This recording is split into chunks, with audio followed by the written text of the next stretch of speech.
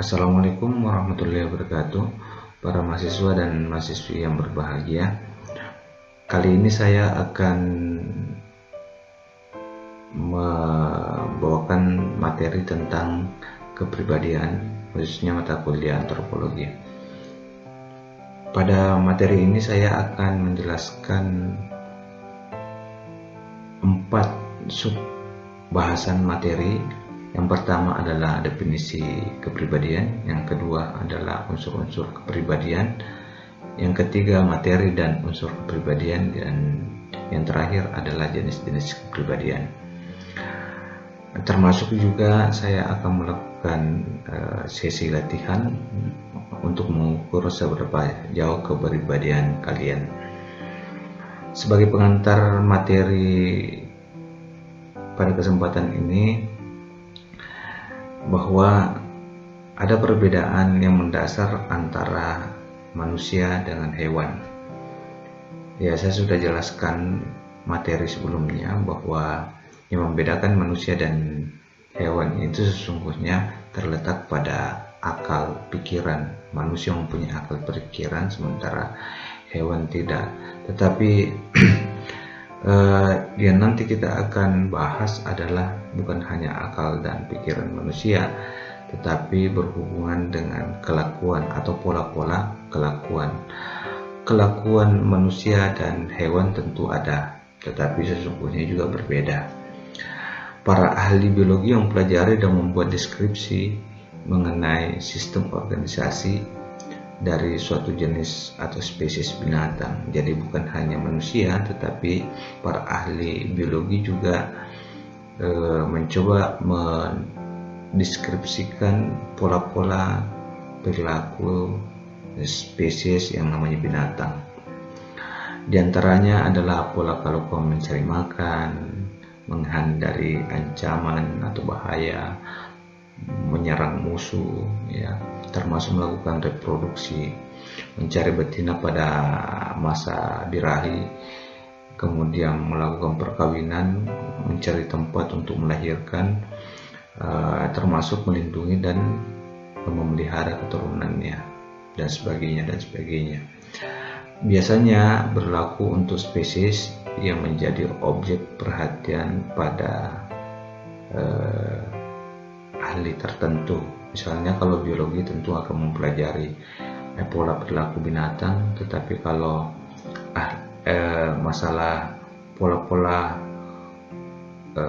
perilaku untuk manusia itu banyak bidang. Misalnya antropologi sendiri mempelajari masalah pola perilaku, kemudian sosiologi, termasuk juga psikologi.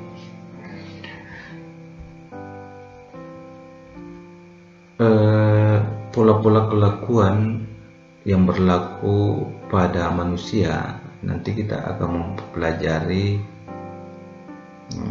bukan hanya pola perilaku sesungguhnya, ya, atau yang disebut dengan behavior, ya, pattern of behavior, tetapi sesungguhnya nanti kita akan juga mempelajari pattern of action atau yang disebut sebagai pola-pola tindakan manusia. Pola-pola yang berlaku untuk seluruh jenis Homo sapiens. Homo sapiens ini adalah manusia, ya. Tidak ada satu sistem pola kelakuan yang seragam. Itu poinnya. Bahkan untuk semua individu manusia termasuk ras apapun, seperti Mongoloid, Kosokoid, Negroid, dan Australoid. Ini disebabkan karena kelakuan manusia Homo sapiens tidak hanya dari ditentukan oleh organik biologinya saja, melainkan juga ditentukan oleh akal dan jiwa.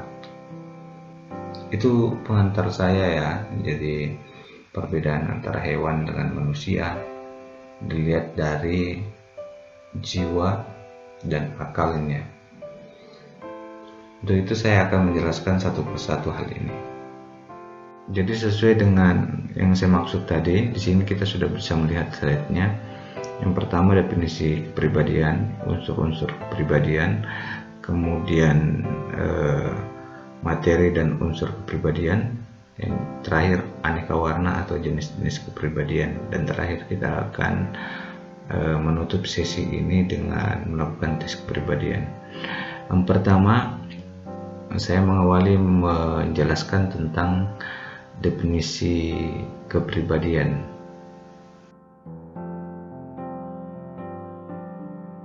Nah, kita lihat ini definisi kepribadian. Istilah kepribadian mempunyai arti seseorang tertentu mempunyai beberapa ciri atau watak yang diperlihatkan secara lahir, konsisten dan konsekuen dalam tingkah lakunya, sehingga tampak bahwa individu tersebut memiliki identitas khusus yang berbeda dari individu lainnya. Jadi kalau kita memahami pengertian kepribadian ini, sesungguhnya kepribadian itu adalah ciri atau watak, ya. Tetapi syaratnya harus dilakukan secara konsekuen dan konsisten, termasuk dibawa sejak lahir. Kemudian ternyata kepribadian itu disebut juga personality, ya, person berasal dari kata person. Bukan sebagai bakat kodrati, melainkan terbentuk dari proses sosialisasi. Ada yang mengatakan demikian. Menurut ilmu antropologi, kepribadian ditentukan oleh akal dan jiwa manusia itu sendiri. Saya lanjutkan akan membahas tentang bagaimana definisi kepribadian menurut para ahli. Ada beberapa ahli yang saya akan kemukakan di sini. Yang pertama adalah Yeager menganggap bahwa kepribadian adalah keseluruhan dari seorang individu dengan sistem kecenderungan tertentu yang berinteraksi dengan serangkaian instruksi. Kemudian yang kedua, Bauer mengatakan bahwa kepribadian adalah corak tingkah laku yang meliputi corak kekuatan, dorongan, keinginan, opini, sikap-sikap seseorang. Itu menurut Bauer. Kemudian yang ketiga, Cuber, kepribadian adalah gabungan keseluruhan dari sifat yang tampak dan dapat dilihat oleh seseorang. Kemudian Theodore, kepribadian adalah organisasi sikap-sikap yang dimiliki seseorang maksudnya sebagai latar belakang terhadap perilaku. Kemudian Kunchorningrat, kepribadian adalah susunan unsur-unsur akal dan jiwa menentukan kepribadian tingkah laku atau tindakan-tindakan dari setiap individu manusia. Itu apa yang disebut dengan kepribadian. Ini definisi beberapa ahli yang tampak dari kesimpulan kita di sini, ya, bahwa kepribadian itu berkaitan dengan tingkah laku, cara berinteraksi, kemudian sifat-sifat atau sikap, ya. Jadi hampir semua tokoh ini mengartikan kepribadian itu sama.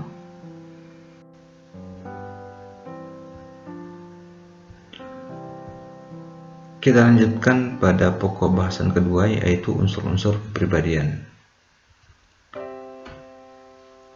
Unsur-unsur kepribadian ini ada 3 unsur. Yang pertama pengetahuan, yang kedua perasaan, yang ketiga dorongan naluri. Apa itu pengetahuan? Pengetahuan berhubungan dengan penggambaran,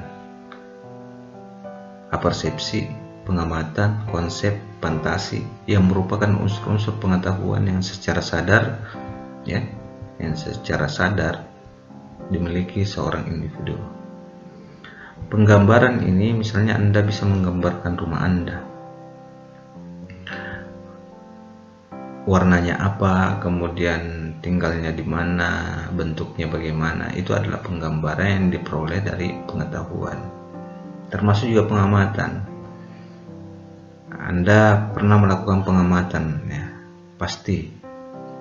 Apakah Anda mengamati orang di samping Anda, ya, mau berkenalan atau khususnya yang baru kita kenal, ya tentu kita ingin punya pengetahuan. Kita melakukan pengamatan, tentu itu bagian daripada pengetahuan. Bagaimana hakikat pengetahuan itu? Jadi banyak pengetahuan atau bagian dari seluruh himpun pengetahuan yang kita miliki, kemudian kita timbun.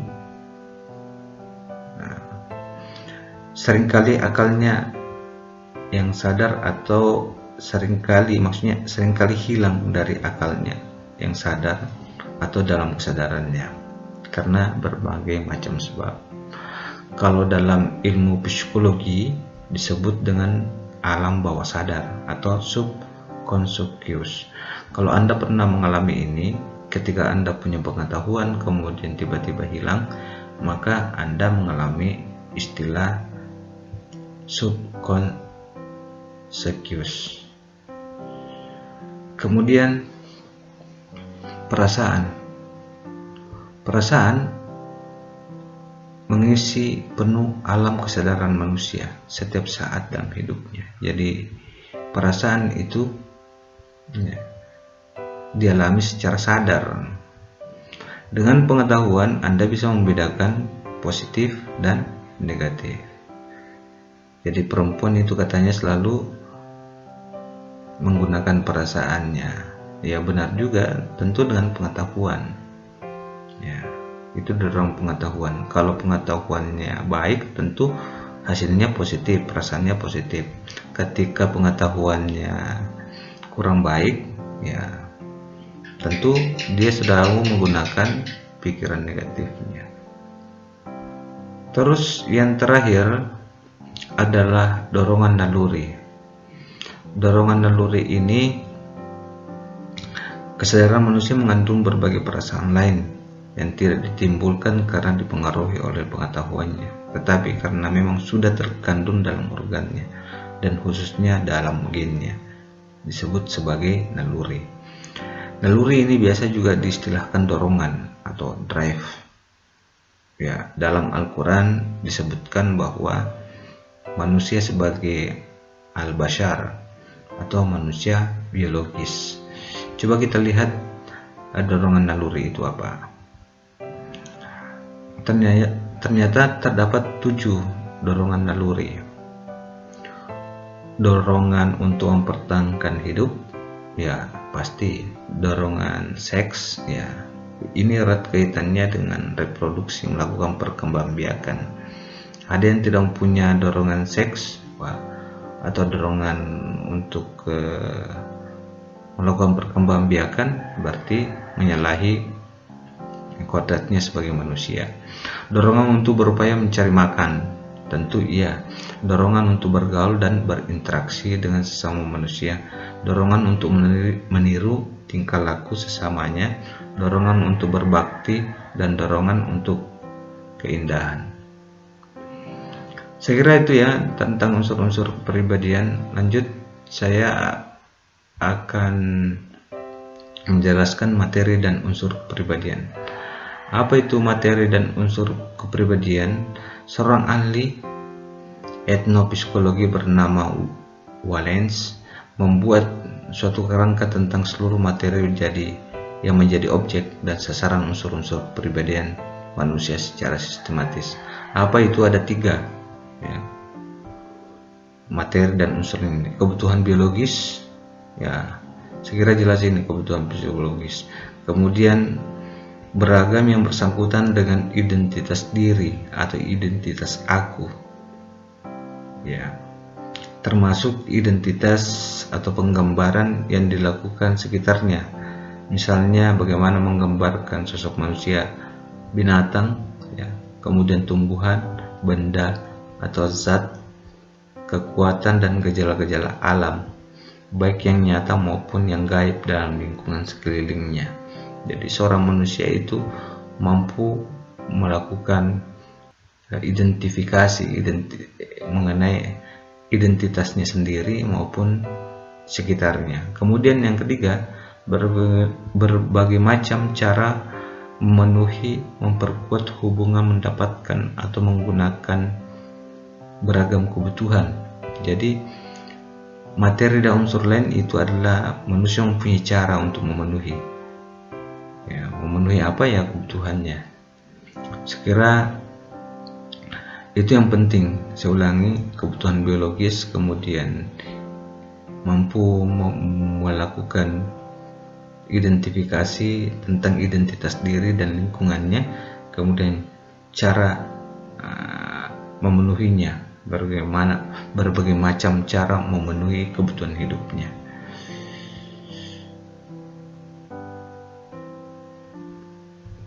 Terakhir, sebelum kita ke tes kepribadian, saya akan menjelaskan aneka warna kepribadian. Aneka warna kepribadian ada 3. Ingat ya, kepribadian individu, kepribadian umum, kemudian kepribadian barat dan timur. Kepribadian individu ada satu macam materi dan unsur kepribadian yang menyebabkan satu tingkah laku berpola, yaitu kebiasaan. Jadi kepribadian individu ini berkaitan dengan kebiasaan yang menyebabkan timbulnya kepribadian atau yang disebut dengan personality.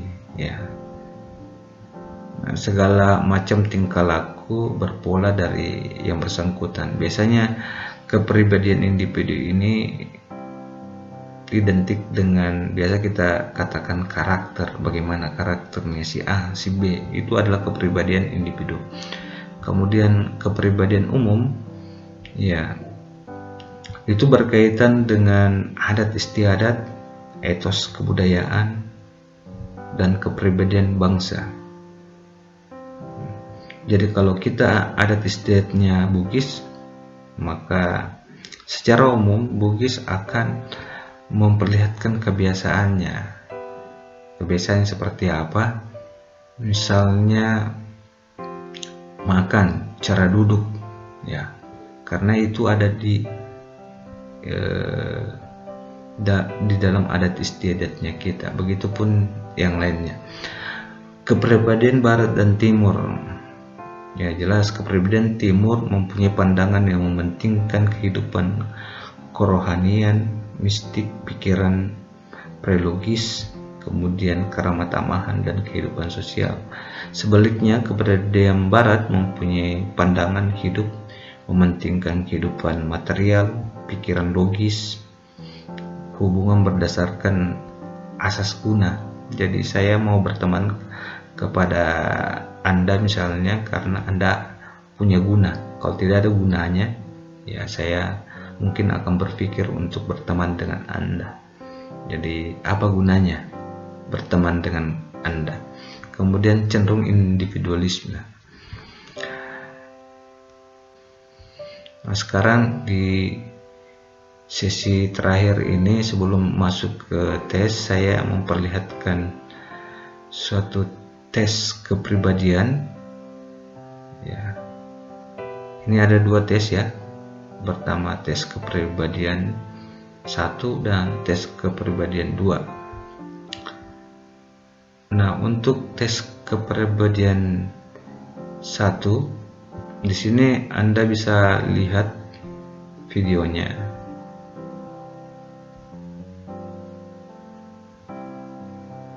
Coba perhatikan gerakan tanganmu saat kamu berjalan. Kamu mengayunkan tangan, itu berarti kamu adalah orang yang santai. Kamu senang dan terkadang tidak menganggap kamu serius. Di sisi lain, kamu adalah orang yang berani dan percaya diri. B. Lengan ditekan kuat ke tubuh, ini berarti kamu tidak mudah mempercayai orang lain, sedikit pendiam dan tidak terlalu emosional. Jadi kamu termasuk yang mana? Tipe A atau tipe B? Nah, terakhir jawab pertanyaan terakhir ya, perhatikan baik-baik kemudian jawab hasil tes kepribadian Anda di kolom komentar. Jadi tes kepribadian singkat, kamu dominan otak kiri atau kanan. Jadi ini poinnya, kamu otak kiri atau kanan. Nah, menurut teori, setiap sisi otak mengendalikan berbagai jenis pemikiran. Tiap orang pasti cenderung ke salah satu sisi dibandingkan ke sisi yang lainnya.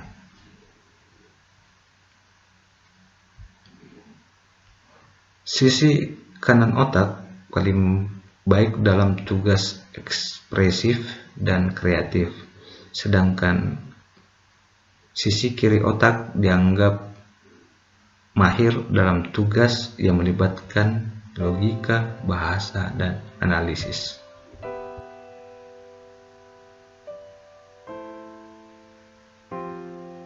Kamu diberi 9 pertanyaan. Tekan pause jika kamu butuh waktu lebih banyak. Ayo mulai. Ketika mendengarkan lagu baru, kamu lebih tertarik pada A. lirik, B. melodi, atau irama? Jawab.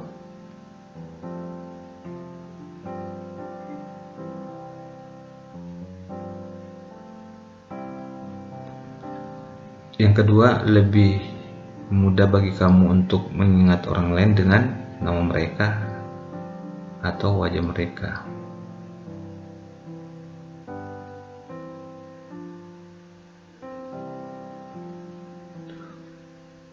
Duduk dan silangkan kakimu. Kamu sebelah mana yang ada di atas, kanan atau kiri?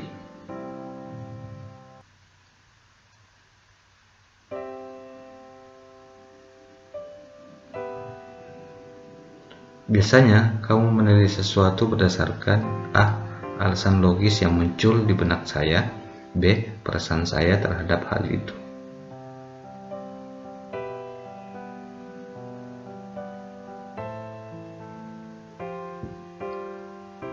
Saya lebih suka menyelesaikan puzzle dan soal matematika.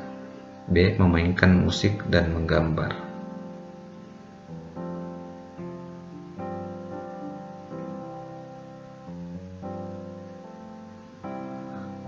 Ke arah mana penari berputar? A. searah jarum jam, B. berlawanan arah jarum jam.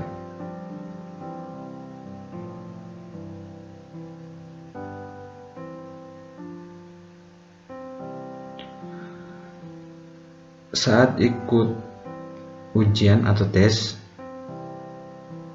pertanyaan apa yang kamu sukai? Objektif, subjektif, pilihan ganda, atau esai?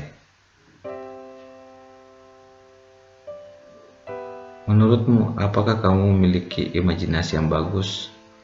A. tidak, B. ya.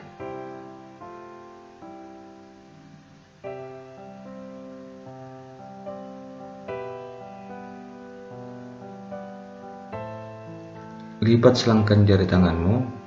Jempol mana yang Anda di atas? A. kanan, B. kiri.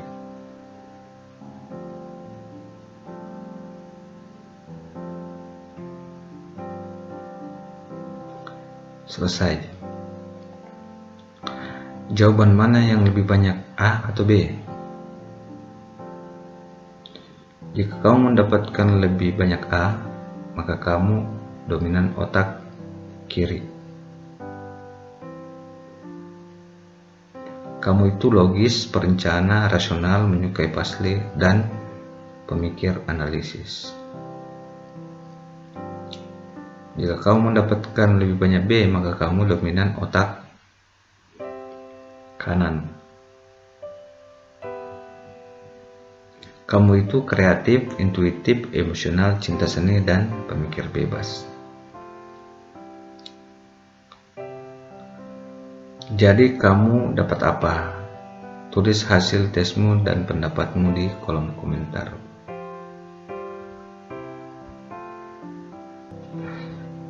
Sekira itu saja yang bisa saya sampaikan pada materi ini. Mudah-mudahan kalian bisa memahami ini dengan baik. Setelah Anda melakukan tes kepribadian, kalian jawab di kolom komentar berapa skor A dengan berapa skor B. Kemudian jelaskan apakah Anda termasuk menggunakan otak kiri atau otak kanan. Saya ulangi, jawab di kolom komentar agar teman-temannya bisa membaca